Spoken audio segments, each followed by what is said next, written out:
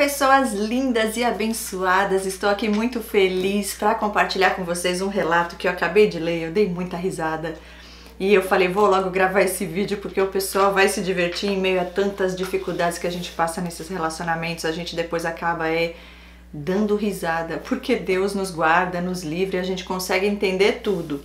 Tá um dia lindo aqui, dá pra ver que tem um solzinho batendo aqui, né? Muito gostoso, e eu tenho muito a agradecer a Deus por todo o carinho de vocês, por tudo que tem acontecido aqui no Ministério Despertar da Consciência, nos cursos de terapeutas. A próxima turma já começa em maio, eu já tô aqui na expectativa, já tenho inscrições, já várias pessoas se inscrevendo, o curso só começa em maio, gente, isso é bênção de Deus. Se você quer fazer o curso também, se Deus tocou no seu coração, se você já pediu confirmação a Ele, aproveite a oportunidade, vem participar com a gente. Momentos ali de transformação, cura e libertação, para honra e glória do Senhor, porque o inimigo vem tentar atrapalhar e eles entram na nossa vida. Essas pessoas, né, que são usadas pelo inimigo com a permissão deles e delas, para tirar nossa paz, nossa alegria de viver e para que a gente jamais saiba o propósito maior de Deus para nossas vidas. Pois daí Deus entra, a gente pede o refúgio, Deus me ajuda, Senhor, o que é isso? Que confusão é essa? Quem é culpado? E eu digo que para aqueles que Ele revela é porque tem propósito maior. E normalmente a gente acaba se tornando terapeutas do Senhor para levar luz em meio às trevas. Então ore, peça a confirmação de Deus e se Ele confirmou já no teu coração, já vai lá e faz a sua inscrição. Temos até 100 vagas, essa terceira turma vão ser no máximo 100 alunos. Então encerrou a inscrição, né? As inscrições eu venho aqui e aviso vocês, mas é só quando bater 100 inscritos. Então até lá vocês ainda podem se inscrever. Vamos ao assunto de hoje.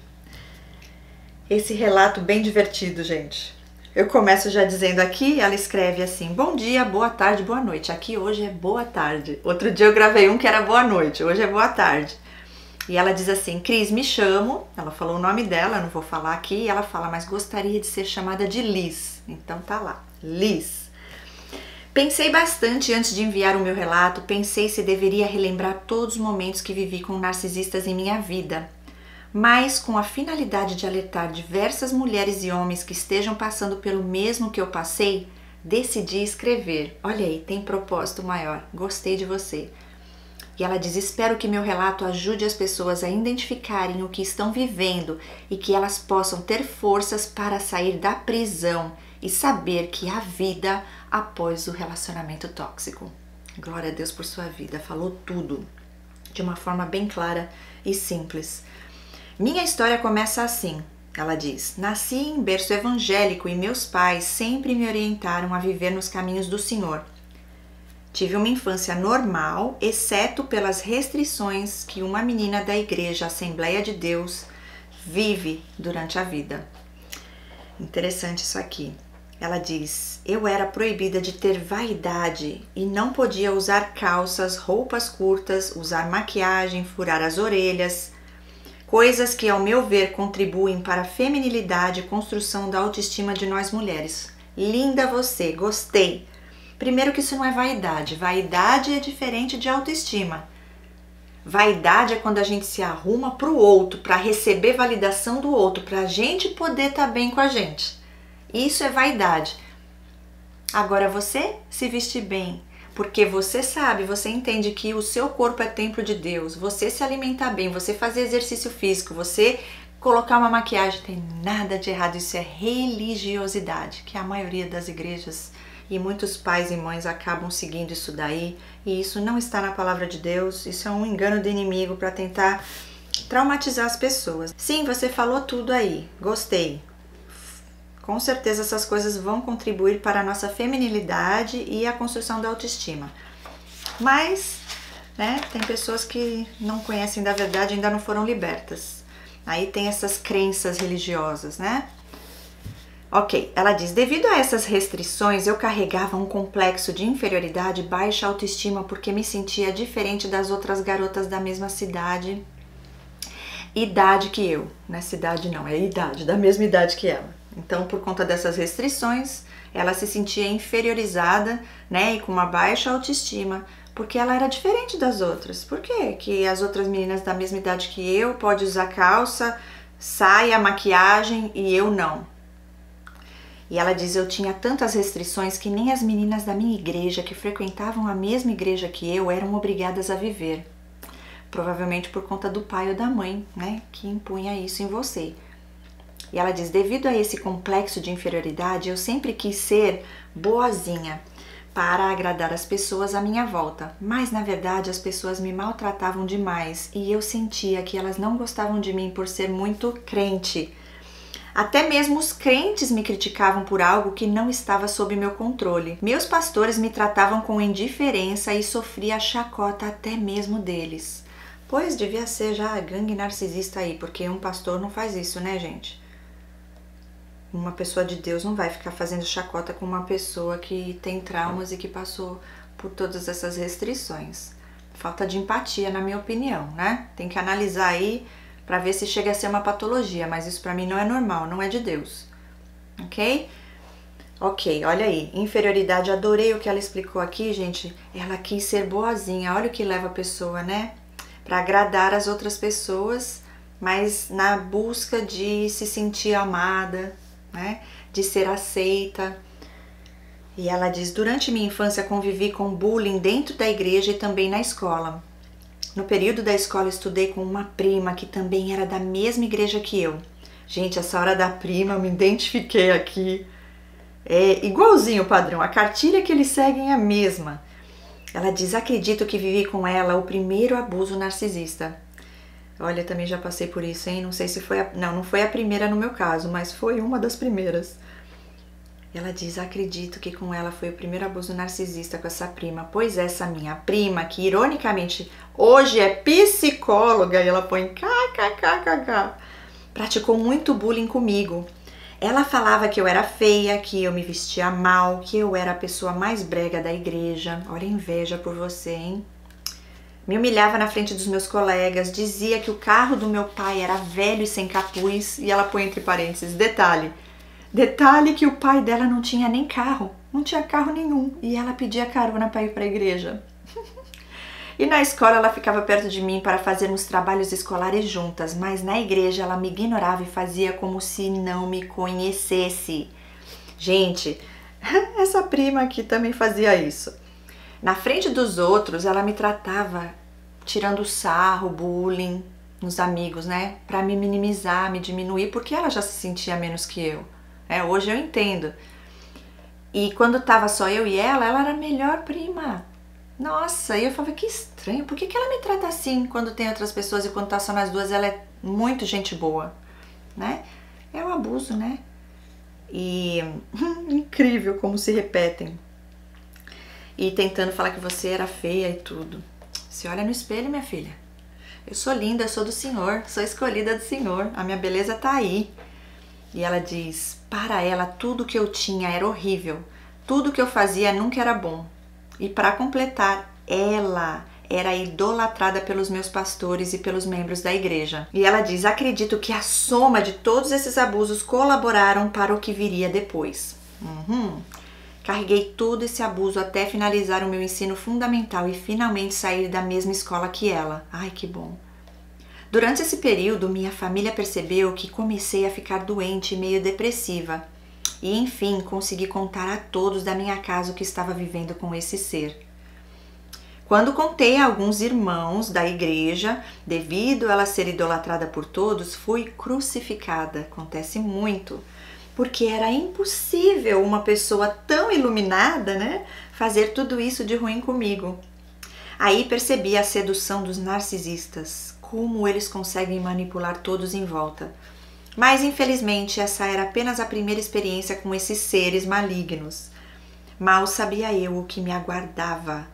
E ela diz, passei o meu ensino médio mais tranquila, fiz algumas amizades mais normais e não expunha tanto minha vida a essas pessoas. Tive um rápido namoro com um colega da escola, mas passei pouquíssimo tempo com ele, menos de um mês. Assim que finalizei o ensino médio, entrei para a faculdade e lá conheci muita gente legal. Fiz novas amizades e vivi novas experiências. Eu estava na melhor época, pois estava mais afastada dos abusos do pessoal da minha igreja antiga. E ela diz: após um semestre de curso, conheci um rapaz que ficava dando em cima de mim, mas ele tinha namorada. E me afastei ao máximo que podia dele, pois queria um rapaz da igreja para me relacionar e não ser amante de um doido qualquer. E ela dá risada, kkkk. E eu já rindo aqui também junto com ela, né? Não quero um amante, eu quero um cara da igreja, não quero um amante, um doido aí. Já tinha namorada o cara, gente, não foi isso que ela falou aqui, ó? Mas ele tinha namorada. Você já vê aí, o cara tem namorada e faz isso com a namorada, vai namorar contigo, vai fazer igual ou pior. E ela fala: quando entrei para a faculdade, reduzi bastante minhas frequências na igreja, pois tinha muitos trabalhos e não conseguia conciliar muito bem. Mas às vezes ia à igreja aos domingos. Mas eu participava dos grupos do WhatsApp da igreja e certo dia marcaram um almoço para os membros da igreja no domingo e eu fui. E lá estava o narcisista. Era novo convertido e toda a família dele havia decidido começar a frequentar a igreja. De início eu só cumprimentei e não dei muito assunto, mas ele ficou forçando assuntos aleatórios comigo e eu ignorando. Não estava interessada, pois eu achei ele feio e a conversa dele era chata, e ela dá risada de novo. Certo dia pela manhã recebi um bom dia. Não dei muito assunto, mas respondi um maldito bom dia. Novamente, no outro dia recebi outro bom dia e assim o resto dos dias. Eu ficava meio incomodada de ignorá-lo e ia conversando aleatoriamente com ele sem dar muito assunto. Mas ele me falava tudo o que ele fazia durante o dia. Acredito eu que era para ter assunto comigo. Eles fazem isso, faz parte da manipulação também. O que as pessoas fazem, esses manipuladores? Falam tudo da vida deles, o que fizeram, porque aí você automaticamente vai espelhar aquilo, vai ser recíproca, vai querer falar algo e aí você começa a falar tudo da tua vida também, tudo que você fez também. Você nem percebe, mas eles já fazem com essa intenção mesmo. Ela diz assim: acredito eu que era para ter assunto comigo, mas também para saber da tua vida, né? Ele perguntava se eu estava bem, como havia sido meu dia. Parecia que queria preencher todos os momentos do meu dia, mesmo que fosse com conversas nada a ver. Em uma das conversas perguntou como estava meu coração. E ela fala: falei que batendo. Essa hora eu morri de rir aqui, gente. Como tá teu coração? Tá batendo. Passar bem, muito obrigada, tá tudo certo. Olha, ele já querendo saber, né? Você gosta de alguém? Como é que tá seu coração? É nisso que ele queria saber, né? Tô sofrendo, terminei um namoro, nada dá certo. Aí ele ia falar: por quê? Aí você contava, aí ele ia formar esse personagem perfeito, o príncipe encantado, que logo mais ia cair do cavalo. E ela fala que falou que o coração estava batendo e então ele falou que estava gostando de mim. Mas sei lá, eu senti algo ruim, sabe? Sei, nossa intuição não falha, né? Eu não conseguia me sentir à vontade com ele, parecia que Deus estava me alertando. Eu sentia que tudo isso não iria terminar bem. Mas, como tinha saído de um namoro com meu colega da escola, não vi mal em conhecer alguém novo. E, infelizmente, ignorei todos os sentimentos ruins que eu estava sentindo. Depois de muita insistência dele em se aproximar de mim, a gente meio que começou uma amizade mais colorida. Então, comecei a conversar mais com ele e disse que nós deveríamos orar para saber se era de Deus esse relacionamento. Mas a gente estava orando, era nada.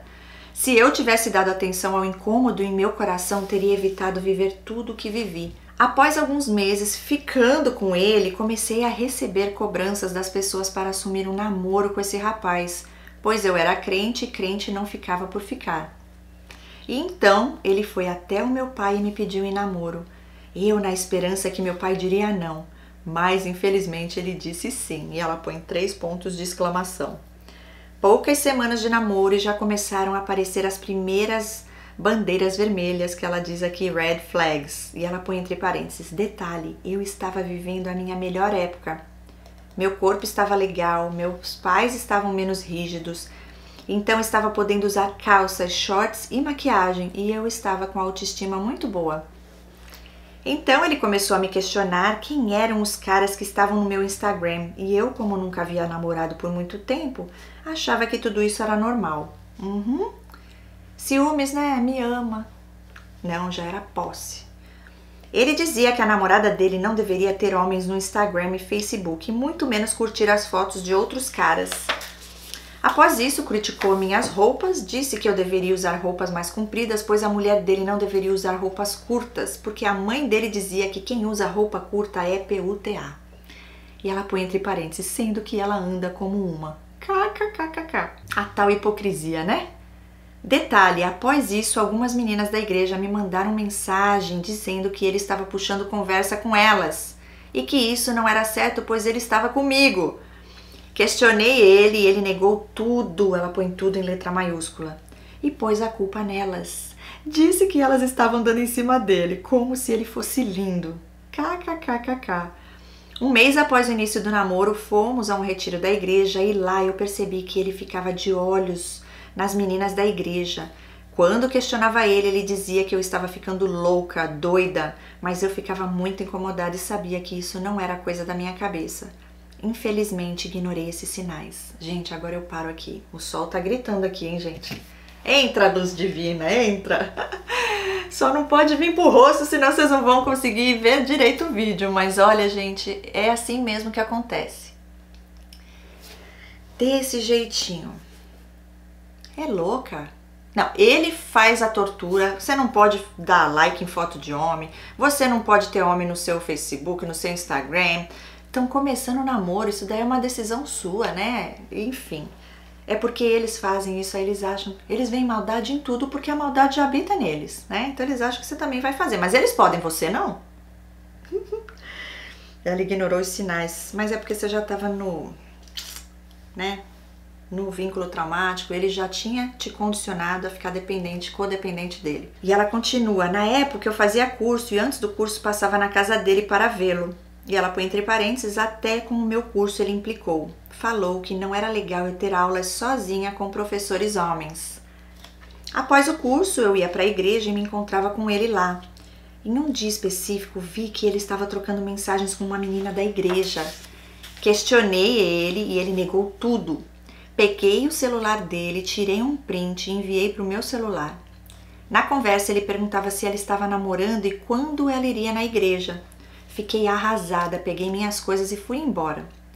Quando cheguei em casa, olhei o Facebook dessa menina e ele curtia todas as fotos dela. Ai, que lindo, né? E agora? Vem cá, bonito. Lembra que você falou pra mim que não é legal eu dar like em fotos de meninos no meu Facebook e Instagram? Só funciona pra mim, é isso? Você, tudo bem? Com as moças da igreja, você pode dar like em todas as fotos? Não tô entendendo, só funciona pro seu lado? Ou você é machista, misógino e aí tem problema com mulher? Só homem pode, porque homem fazer é bonito e mulher fazer, né, é ruim? Como é que você explica isso daí? Narcisista? Só Deus na causa, gente. Olha lá. Ela ficou arrasada, pegou as coisas dela, foi embora. Chegou em casa, viu tudo isso, ele lá dando like para as meninas, e ela diz, detalhe, ela só usava roupas curtas e decotadas, essa menina da igreja, né? Então, falso moralista. Ali eu estava decidida a terminar com ele, algo que nunca deveria ter começado. No outro dia ele foi na minha casa, levou uma rosa e pediu desculpas e disse que era o primeiro namoro dele. Tadinho, é meu primeiro namoro, eu não tenho experiência, que ele não sabia como lidar. Ele não sabia que é falta de respeito ele fazer algo que ele já tinha falado pra você, que ele não ia aceitar você fazer. Tadinho, ele não sabia, tem dó, né? Dá a segunda chance. Eu não sabia como lidar com isso, falou com os meus pais e ao invés de eles me apoiarem, disseram que eu deveria dar uma chance ao capeta. E ela coloca kkkk e ela põe tudo em letra maiúscula com a carinha de choro. E eu deu chance, a segunda chance ao capeta. Adorei que você colocou aqui. A partir daí ele disse que isso não iria mais se repetir e que nós deveríamos desativar nossas contas no Facebook. Pronto, agora ele conseguiu fazer o que ele queria. Mas eu não deveria ter continuado, deveria ter acabado ali. É assim, ó, vamos resolver, né? Vamos cortar o mal pela raiz, vamos cancelar tudo as contas. Só que aí você acha que ele cancelou também? Não. Ou melhor, ele até cancelou essa daí, mas ele vai abrir outras. Vai abrir outras. Que você nunca vai ficar sabendo, provavelmente. A não ser que Deus revele, né? Ou que alguém venha te contar.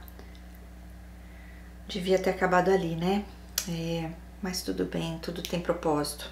de Deus. Mas aí ela diz que deu prosseguimento a esse namoro. Desativei meu Facebook e não conseguia confiar nele nem um minuto. Aí começou o meu terror. Eu olhava o Instagram dele todos os dias para ver se ele havia seguido alguma nova menina. Olha isso. Eu já estava ficando doida e ele me controlava em tudo.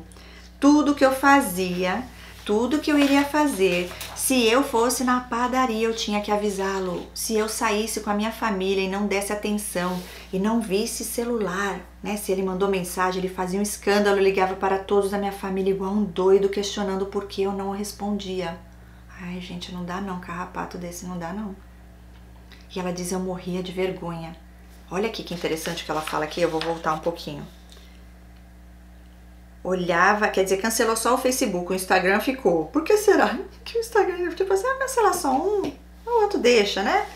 E ela já lá, gente, perdeu a confiança, continuou com o traste, aí fica vendo, né, se ele realmente não está te enganando de novo. Porque você já sabia que era mentira, né? Como confiar depois que ele quebrou toda essa confiança mentindo várias vezes? Por pressão da sociedade você acabou ficando, né? Mas no fundo você já sabia o que era melhor pra você. Mas as inseguranças, né? O que os outros vão pensar. Não podia nem ir na padaria, que tinha que avisar. Se saísse com a família e não atendesse o celular, não respondesse na hora, fazia escândalo. E ela diz, com o passar do tempo os abusos só aumentavam e eu não poderia tirar o meu visto por último do meu WhatsApp e não poderia ficar online depois que ele fosse dormir. Ah, não. Detalhe que ele dizia dormir cedo, então após as 21 horas eu não poderia nem entrar no meu WhatsApp. Ah, não dá. E se eu visualizasse uma resposta dele e não respondesse, isso era motivo para tratamento de silêncio. Se eu não respondesse os comentários dele em minhas fotos, era mais motivos para brigas. Eu estava vivendo um verdadeiro inferno. Realmente, gente, ninguém merece. Ele me fez excluir todos os colegas homens da faculdade, parentes que ele não conhecia do meu Instagram e não podia seguir nenhum homem no meu Instagram. Se você perceber, ele era o safado e eu que tornei a culpada, né? Ela que se tornou a culpada. Sim, ele fazia tudo isso que ele falava pra você não fazer. Mas é o que eu falei, né? Você não pode, ele pode tudo. Só funciona pro outro lado. Eles estão acima da lei, das normas, das regras. Só serve pros outros. Eles não, eles fazem o que eles quem manda é ele. Ok? Você só obedece, ó. Shhh. Cancela. Não faz isso. Não fala mais com quem você estudou. Até professor. Homem, não pode ter. E ela diz, infelizmente, durante o namoro, ele me fez ficar dependente emocionalmente dele. Eu comecei a ganhar peso e isso era motivo para acabar com a minha autoestima que já não tinha. Se eu falasse que iria entrar na academia, meu Deus, ele ficava dias sem falar comigo. Então decidi começar a fazer caminhadas, mas ele arrumava um jeito de ir para minha casa justamente no horário que eu pretendia ir caminhar. E ainda levava lanches para eu engordar mais. Meu Deus. Ai, gente, aqui eu já paro. Não dá, né? Por isso que eu falo que no espiritual são os filhos de Satanás, né? Filhos do diabo. A missão deles é impedir você de viver uma vida de paz, harmonia. O cara só tentando destruir a sua vida, atrapalhar o teu caminho. Gente, ela quer ir pra academia. Isso é saudável, ele tinha que motivá-la.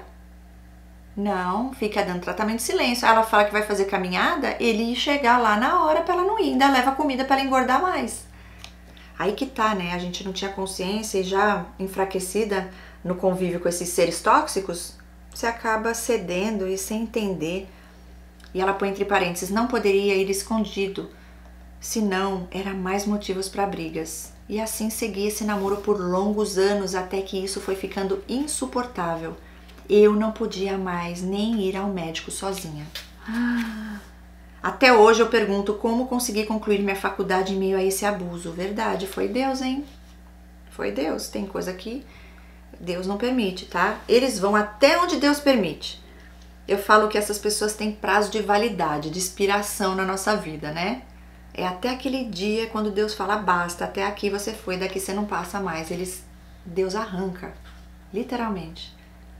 Agora o sol já tá subindo aqui, gente. Vamos que o relato tá quase terminando. Foca na mensagem, tá? Até hoje me pergunto como consegui concluir minha faculdade em meio a esse abuso, e quando fui fazer estágio para concluir minha faculdade, ele disse que me viu em um restaurante com alguns colegas de serviço e ele fez um inferno. Só não me chamou de santa. Falou que sabia lá Deus o que eu estava fazendo dentro de um carro com 4 homens. E ela diz, detalhe, eu só tinha ido almoçar.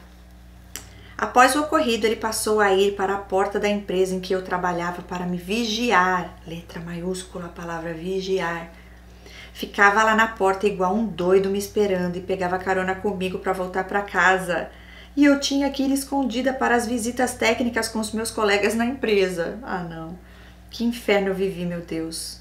Quando finalmente me formei, ele me disse que se eu convidasse o pessoal do meu serviço para minha colação de grau, ele não iria. E eu, burra, não convidei.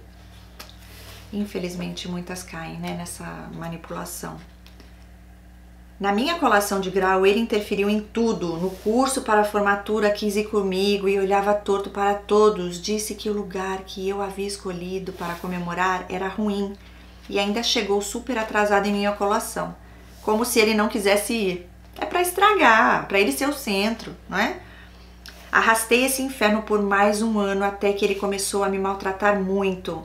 Acredito que nesse período acabou o love bombing. Sim, desse jeito. Agora está na fase da desvalorização. Ok, consegui aqui. Tava muita luz, gente. Vamos lá. Ela diz assim, nas épocas de Natal eu ficava extremamente ansiosa. Ele viajava com a família dele e fazia questão de não me ligar. Todas as datas especiais ele fazia questão de estragar. Nas festas de família eu não podia sair de perto dele. Olha isso. Detalhe que eu não tinha contato algum com a família dele. Tios e avós, ela põe entre parênteses. Até hoje eu sinto como se eu nunca tivesse o conhecido verdadeiramente. Sempre que estava com ele pareciam 3 pessoas diferentes. Uma quando estava comigo, outra quando conversávamos pelo celular e uma outra pessoa quando ele estava na frente dos outros. Desse jeito. Certo dia na igreja fui ao encontro de solteiros e o pastor, vendo que a gente já namorava há um certo tempo, falou que agora que eu estava formada, já poderia me arrumar para me casar com um monstro. Ele me olhou torto e virou a cara para mim durante todo o resto do evento. Quando cheguei em casa, recebi mensagens no meu celular dele todo agressivo, dizendo que eu não iria adiar os sonhos dele para se casar comigo porque eu tinha realizado minha vida e ele não. Que estranho. Tudo doido. E que se eu estava pensando em me casar com ele, era melhor eu tirar o meu cavalinho da chuva. E respondi a ele perguntando, quem disse que eu quero me casar com você? Amei essa parte. Eita, um narcisista ouvir isso, hein? Ô, meu filho, tá se achando, hein? Tá se achando? Quem disse que eu quero casar contigo, traste? Aí ele murchou. O ego, né? Ai, achei que ela, né, ia implorar, chorar. Não, meu filho, quem disse que eu quero casar contigo? Né? Pode ir embora.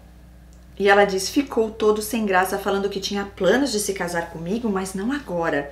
É ele que decide, né? Ele que vai... deixa ele achar que ele tá no controle. Eu fiquei muito chateada e disse que não queria me casar com ele.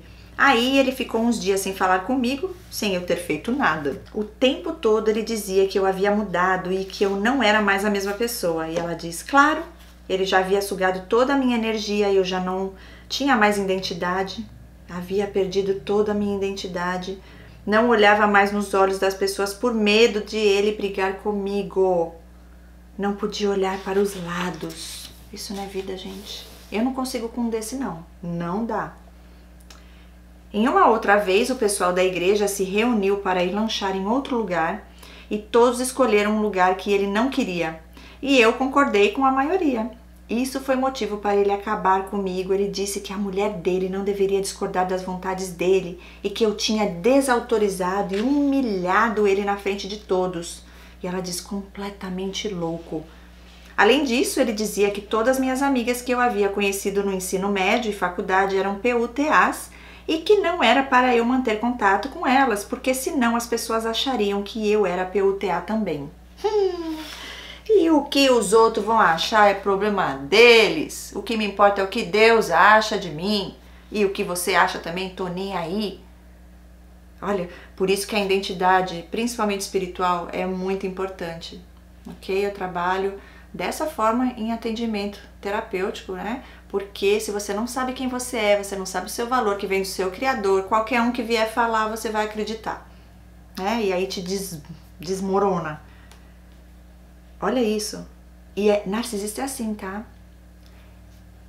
Você, pra ser minha mulher, eu tenho que estar em primeiro. Então, se eu falei que eu quero ir num lugar, você tem que falar, tem que convencer todo mundo, a empresa inteira, pra ir na onde eu falei que eu quero ir. E ai de você que não.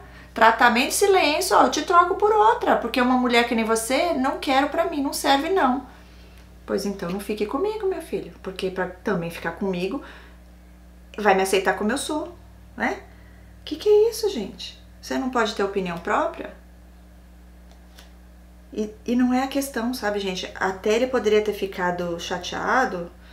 Senta e conversa, fala, fiquei triste, caramba, eu gostaria que você tivesse, né, do meu lado. Vamos outro dia. Vamos amanhã nós dois sozinhos. Mas não, gente, tudo é motivo pra estressar e pra causar confusão na tua mente, né? E formar um inferno mesmo. Não tem jeito com eles. E ela continua dizendo, durante o namoro ele sempre se fazia de vítima. Ah, clássico. Dizia que a mãe dele não gostava dele, que ele não tinha roupas, que ela batia e maltratava ele, e eu toda idiota. Não comprava roupas pra mim, mas comprava roupas de marca pra ele. E ela diz entre parênteses, guarda essa informação que será importante mais à frente. Gosto dessa, agora eu já fico aqui curiosa. E ela diz, após vários tratamentos de silêncio estava chegando o descarte. E ele aconteceu justamente na época que eu perdi 2 entes queridos. Ah, eles não perdem a oportunidade. Ele sempre dizia que eu não era mais a mesma e que eu era chata, que ele estava cansado de mim. E eu me sentia super culpada, pois queria mudar e agradar a ele. Olha, gente, isso aqui é outro ponto muito forte e importante. Por que eles fazem isso? Primeiro, para você já achar que não tem nada de bom em você, que você não é boa o suficiente, que o problema tá em você. Então, ó, eu não vou mais ficar com você, a culpa é sua, né? E para você ficar lá se matando, tentando fazer mais e mais e mais, dando tudo de você, porque aí quando ele sair você fica devastada, né? Totalmente numa cama, muitas até depressivas, mas Deus é mais. E ela diz, nesse período, orava a Deus para restaurar meu relacionamento, mas eu não suportava mais e pedi a Deus para me dar uma solução para sair desse sofrimento que eu vivia. E comecei a orar a Deus para me dar um norte de que fazer, do que fazer. E nesse meio tempo, um parente meu ficou doente e eu tinha que ficar com ele no hospital ou levar alguns dos meus parentes para ficar com ele. Em uma dessas vezes, na ida ao hospital, conversando com uma prima, acabamos entrando no assunto sobre relacionamento. E ela me contou que teve um namorado doido e quando ela foi descrevendo, eu fui identificando várias características do doido que eu namorava. Olha, isso aqui é libertador, gente. Ela me falou que só conseguiu se libertar com a ajuda de Deus, que pediu a Deus para que ele terminasse com ela. Daí tive uma ideia, comecei a orar a Deus para que ele terminasse comigo, pois assim eu me livraria dele sem que tivesse volta. E Deus preparou tudo. Uau! Certo dia ele me mandou mensagem falando que queria um tempo. No início não tinha percebido a providência de Deus em minha vida e não queria aceitar, mas ele foi irredutível. Contei que ele queria um tempo para minha mãe e ela me disse que namoro de crente não existe tempo. E se estávamos tendo um tempo, na verdade estávamos terminando. E assim foi. Eu mandava mensagem todo dia perguntando se a gente iria voltar e ele me humilhando, falando que não. Certo dia ele me mandou mensagem falando que queria um tempo. No início não tinha percebido a providência de Deus em minha vida e não queria aceitar. Mas ele foi irredutível. Contei que ele queria um tempo para minha mãe e ela me disse que namoro de crente não existe tempo. E se estávamos tendo um tempo, na verdade estávamos terminando. E assim foi. Eu mandava mensagem todo dia perguntando se a gente iria voltar e ele me humilhando, falando que eu não melhorava nunca. Olha isso, gente. Após um mês comecei a me reerguer e pedi muita ajuda de Deus para ter forças e para Deus confirmar que essa era a minha carta de alforria. KKKKK. Após algumas semanas ele voltou dizendo que tinha pensado muito e que queria voltar comigo. Disse que estava sentindo muito a minha falta e que ele me amava, mas eu falei que quem queria um tempo agora era eu. Caraca! Cris, eu estava tão bem, estava dormindo melhor, estava voltando a viver. Como eu iria voltar para um sofrimento desse? Ela faz uma pergunta, né? Como que eu iria voltar para o sofrimento? Todos à minha volta perceberam a minha melhora repentina. Glória a Deus por isso. Quando falei que queria um tempo, ele ficou doido, me mandava mensagem todos os dias, inverteu, né? Olha isso. Mandava mensagens todos os dias perguntando se a gente ia voltar. Falava que queria me ver e eu morria de medo de me encontrar com ele e ele fazer algo contra mim, já que eu não estava mais dando assunto para ele. É a perda de controle, eles não gostam. Agora, veja bem, ele pediu pediu tempo, você lá pedindo, fazendo o mesmo que ele te humilhava, né? Falava que você não ia mudar nunca, né? Então, aí agora ele te liga, você não se iguala e faz o mesmo, né? Você podia ter feito igual com ele, mas a gente não consegue, a gente não é assim. Né? Mas e aí, meu filho? Você fez, né? Tudo que fez agora? Agora quem não quer sou eu. E ela diz, mas todos eles são iguais, né, Cris? Sim. Certo dia marquei um encontro com ele morrendo de medo, mas parecia que o feitiço tinha sido quebrado. Marcou encontro com ele pra quê? E ela diz, nesse encontro levei minha aliança de compromisso que tinha com ele e entreguei a ele. Ele ficou doido, falou que eu não podia fazer isso com ele, chorou e eu falei, melhor assim. Eu mandava pelo correio. Quer buscar? Tá na portaria. Contei aos meus pastores que eu estava querendo terminar com ele e meu antigo pastor falou que não era bom eu terminar com ele porque senão ele iria sair da igreja. Gente, só falta ela falar que voltou, aí não dá, né? Minha pastora me mandou mensagem falando que era para eu ir ao culto do domingo porque Deus tinha uma palavra para mim. Quando cheguei lá, ele estava lá e ela fez uma pregação jogando indireta para mim. Meu pai do céu! Falando que eu deveria perdoar o narcisista. Você acredita? Acredito! Fiquei arrasada, pensei que teria apoio para sair do meu sofrimento, mas eles queriam que eu permanecesse ali. Gente, é por isso que eu falo. Deus falou, Deus tirou. Dane-se o que os outros vão falar. Pastor, é o seguinte, eu já tomei minha decisão, Deus já me confirmou, Deus falou para eu sair. Você vai e conta o que Deus falou? Né? Porque o que acontece, gente, essas pessoas muitas vezes não têm noção e ele fica lá fazendo vítima, um coitadinho que te ama, e aí toca o coração das pessoas. Ou então são pastores também que são como ele, né? Narcisistas também, e vão querer que você fique na tortura. Vamos ver o que deu isso aqui, porque eu li o e-mail, né? Esse relato só até onde eu li agora, uma página anterior. Daqui pra frente eu não tinha lido ainda.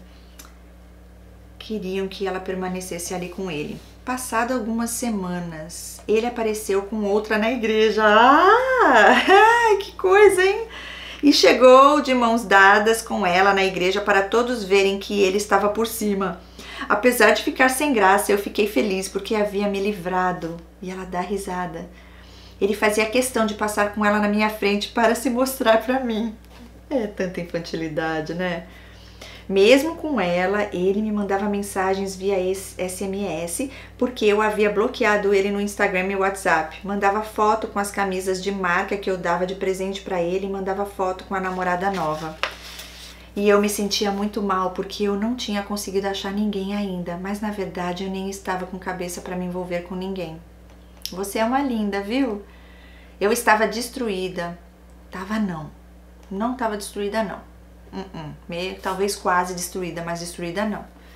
Ainda assim, ele mandava mensagem fazendo chantagem, dizendo que se eu não o desbloqueasse do WhatsApp, ele iria se matar.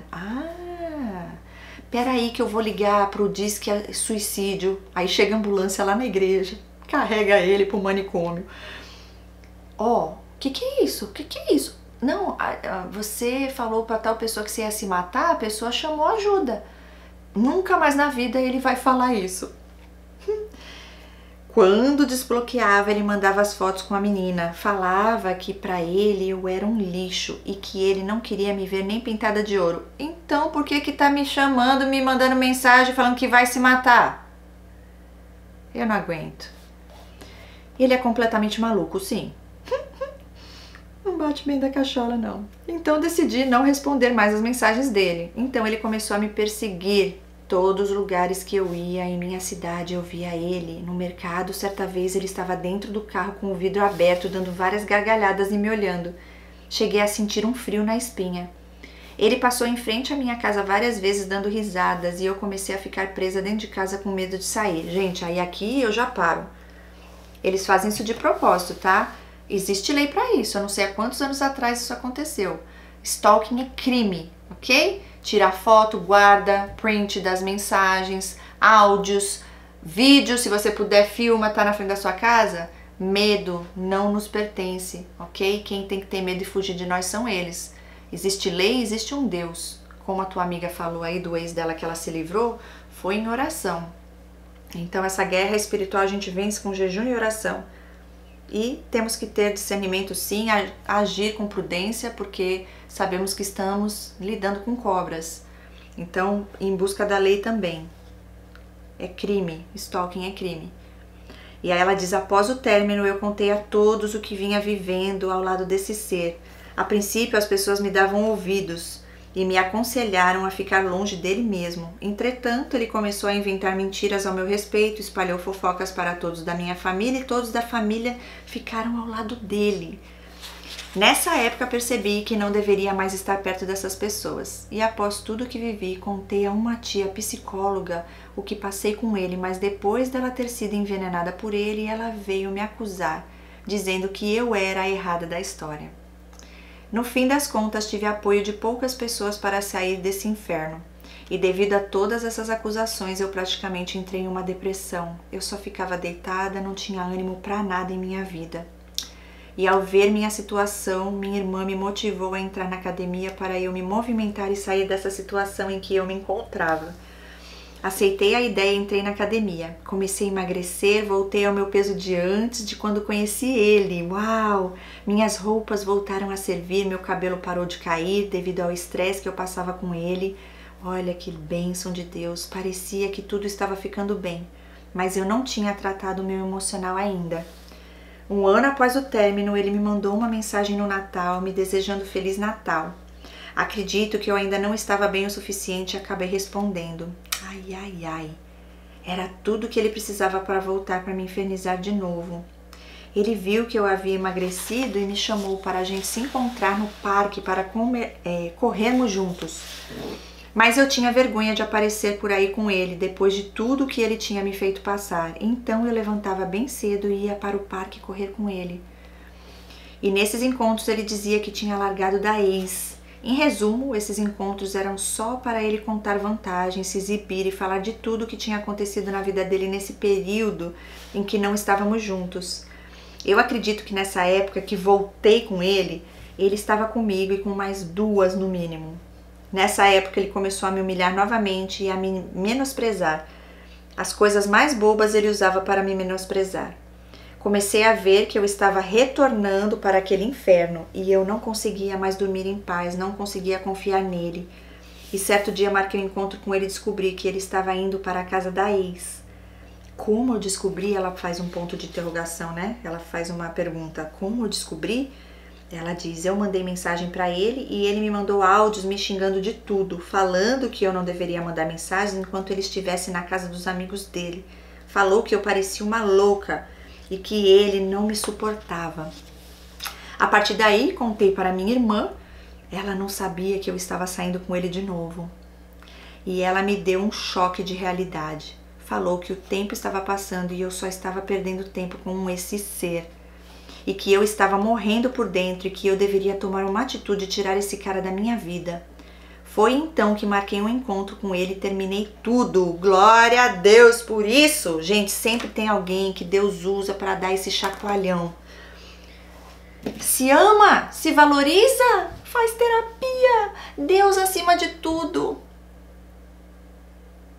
Gente, a pessoa que tá lá não sabe. É difícil. Quem nunca passou não entende. Eu entendo. E falando isso aqui, eu fico assim, não é só isso, tem que chamar Deus. Deus entra e faz, porque são amarras no mundo espiritual. É uma lavagem cerebral, É uma desconstrução para você se enfraquecer dia a dia, em conta-gotas, você nem sente. Quando você vê, você já está com depressão. O inimigo é assim que age. Ele parece anjo de luz, mas ele está ali para te destruir. E ela continua, eu chorava como uma criança e ele nem aí. Sério, sem esboçar nenhuma reação. Provavelmente um psicopatinha. E após tudo isso, ele ainda insistia em me mandar mensagens para te torturar. Não te quer, mas não te deixa. Foi então que procurei uma psicóloga especializada em traumas e fiz tratamento com ela por 1 ano. Yes! E foi maravilhoso, ela diz. Quando cheguei lá, eu mal conseguia falar, mas com o passar das sessões fui me expressando e tratei de traumas anteriores a esse Narci. E após 1 ano de tratamento recebi alta para a honra e glória do Senhor. Yes, yes, yes! Glória a Deus por isso. Hoje estou bem, apesar de que escrever sobre esse trauma me fez retornar a sentimentos muito ruins. Fiquei sentindo dores no corpo e forte dor de cabeça. Isso acontece, gente, mas aí que tá. Por que que dá isso? Porque o inimigo quer que você pare. Por que que aconteceu isso? Para você não conseguir terminar o relato e desistir e não mandar. Porque você tem noção, acho que não, você não tem noção do que o teu relato aqui no canal, o que você falou aqui do início até aqui, vai fazer na vida das pessoas que estão aqui tendo essa oportunidade de ouvir o teu testemunho, a tua história de vida, que vão se identificar e ter confirmação. Milhares, eu creio, milhares, para honra e glória de Deus, porque assim Deus faz. Ele transforma essa maldição que ele tentou pôr na tua vida em bênção e agora você conta a tua história e ela vai salvar outras vidas. E ela continua, acredito que a energia desses seres são tão pesadas que só de relembrar o que vivemos nos faz sentir muito mal. Isso também. E escrevi esse relato dividido em 2 dias, pois me senti muito mal ontem quando estava escrevendo. Eu escuto isso de várias pessoas, tá, gente? Por isso que eu falo, ora, pede para Deus te mostrar o que é para você escrever, que o Espírito Santo te guie, te blinde, te guarde, né? Porque acontece, muitas vezes acontece, mas isso faz parte da sua cura também, pode ter certeza. Eu creio que ela se concretizou por completo aqui, a partir desse momento que você conseguiu pôr tudo isso para fora. E ela termina colocando uma observação. Tem alguns outros detalhes dessa história que envolve até trabalho de bruxaria e feitiçaria, mas não coloquei no relato porque não tenho certeza da origem. Mas hoje, fazendo uma análise fria dos acontecimentos, parecem se encaixar com todos os fatos. Exatamente, eu acredito, é isso mesmo. Muito obrigada, Cris, por esse espaço que você dá a nós para falarmos sobre a vida com o narcisista e que serve de alerta para tantas pessoas que estão passando por isso. Muito obrigada a você, corajosa, guerreira do Senhor, sobrevivente, vitoriosa, escolhida, maravilhosa. Não me canso, gente. Olha, Liz, ela escolheu o nome dela, Liz. Disse aqui logo no começo, eu relutei antes de enviar, né? Pensou bastante antes de enviar o relato dela, mas pensou, né, que ela poderia alertar diversas mulheres e homens que estejam passando pelo mesmo que ela passou.